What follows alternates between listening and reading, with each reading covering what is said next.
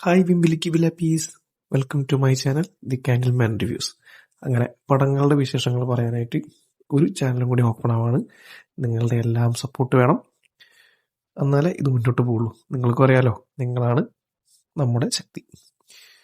അങ്ങനെ എല്ലാവരും ഒരു കാരുണ്യം കൂടാണ്ട് എടുത്തിട്ടെടുക്കുന്ന നമ്മുടെ കോക്കണ്ണനും, എന്ത് അപരാധം ചെയ്താലും ആരും അങ്ങനെ വിഷമിപ്പിക്കാണ്ട് എല്ലാം മയത്തിൽ പറയുന്ന നമ്മുടെ ശ്വാസമണ്ണനും, ഓരോ തെറ്റുകുറ്റങ്ങൾ എണ്ണമിട്ടിങ്ങനെ പറയുന്ന ഉണ്ണിയണ്ണനും, വണ്ടിക്കുള്ളിൽ നിന്ന് കുറ്റം പറയുന്ന നമ്മുടെ ഏജന്റ് അണ്ണനും, അങ്ങനെ എനിക്ക് മുന്നേ വന്ന എല്ലാ എൻ്റെ മുൻഗാമികൾക്കും ഈ പിൻഗാമി ഈ ഒരു ചാനൽ സമർപ്പിക്കുന്നു.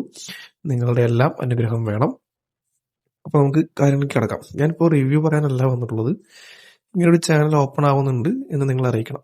അത് മാത്രമേ എൻ്റെ ഉദ്ദേശമുള്ളൂ. അതിനുവേണ്ടി മാത്രമാണ് വന്നത്.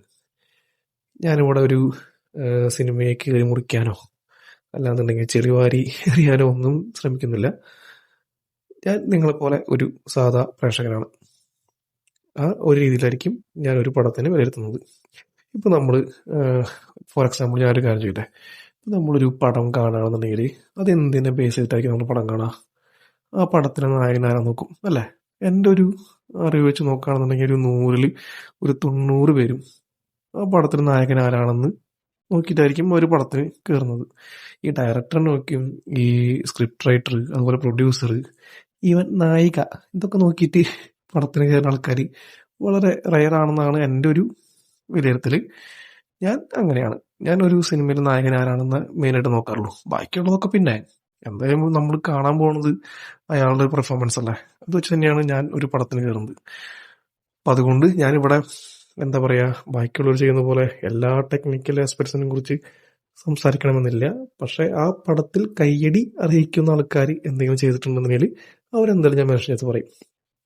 പക്ഷെ ഞാൻ മെയിൻലി ഫോക്കസ് ചെയ്യുന്നത് ആ പടം ആരാണ് നായകൻ, അത് കഴിഞ്ഞാൽ അതിന് ഡയറക്ടർ ആരാണ്, സ്ക്രിപ്റ്റ് റൈറ്റർ ആരാണ്, അതൊക്കെ നമ്മുടെ കൺസേൺ ഉള്ളൂ.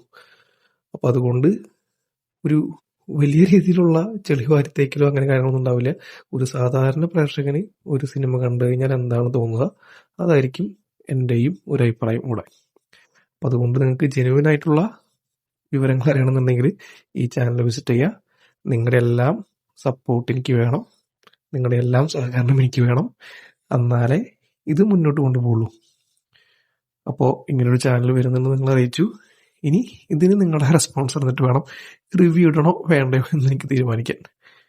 റെസ്പോൺസ് ഉണ്ട് എന്നുണ്ടെന്നുണ്ടെങ്കിൽ മിക്കതും പൃഥ്വിരാജിൻ്റെ ഈ അടുത്തിറങ്ങണ ഐ ആം നോബഡി, ആ പടമായിരിക്കും എൻ്റെ ആദ്യത്തെ റിവ്യൂ.